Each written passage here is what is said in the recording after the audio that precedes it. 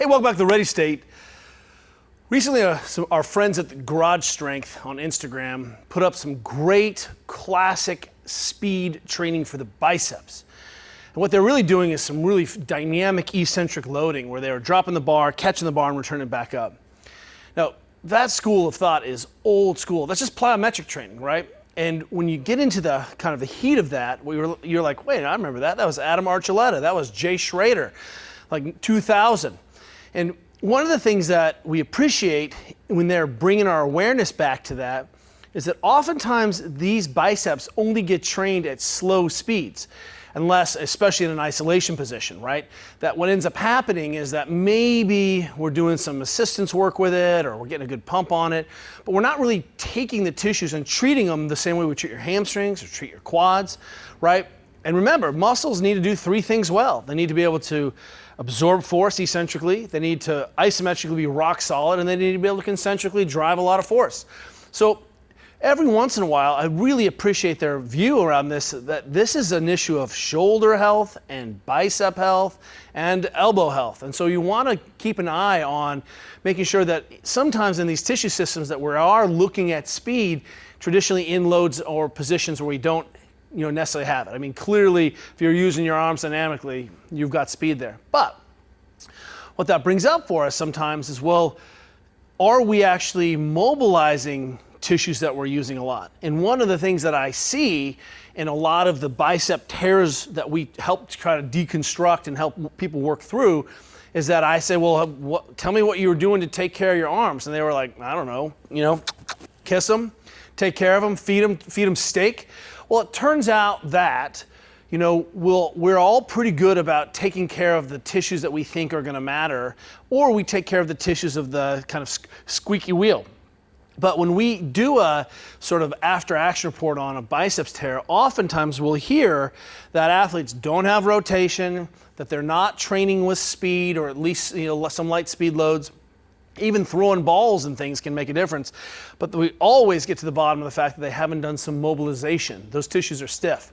Now look, we appreciate and have talked about ad infinitum on here that if you're missing this internal rotation, when you pull, shoulder comes forward. As this shoulder translates forward, if I'm doing an overhand deadlift, I can create a lot of torsion.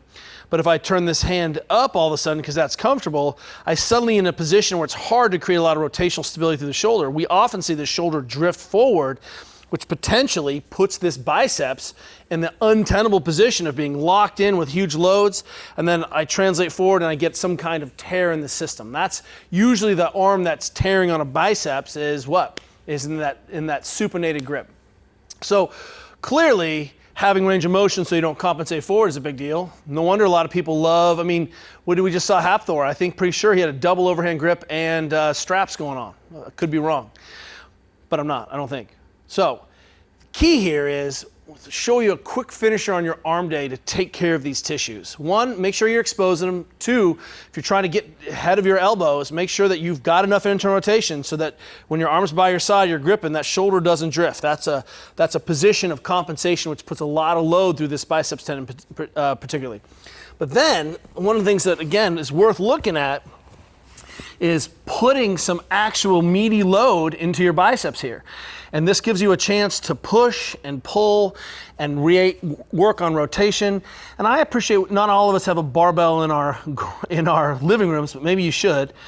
I have some friends you can talk to about that. But addressing this as a soft tissue system, treating these like your quadriceps, man, if you're stiff or haven't done any of the work of the insertions or addressing the health or the neighborhood, you're really missing out on not only making sure and enabling that those tissues can work the way they're supposed to work, but most of us, worship when our biceps are a little sore and we're kind of stoked and we don't do anything for them except waiting for them to stop being sore.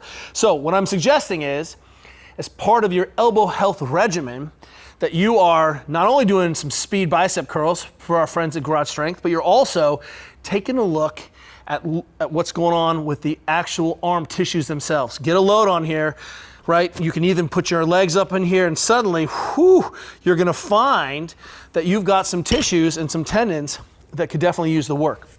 Bottom line, no one part of your body, especially if it's a contractile feature, is immune from needing a little work sometimes. These things don't bark at us very much, but when they do, it's kind of catastrophic here. Make a better decision. We'll see you next time.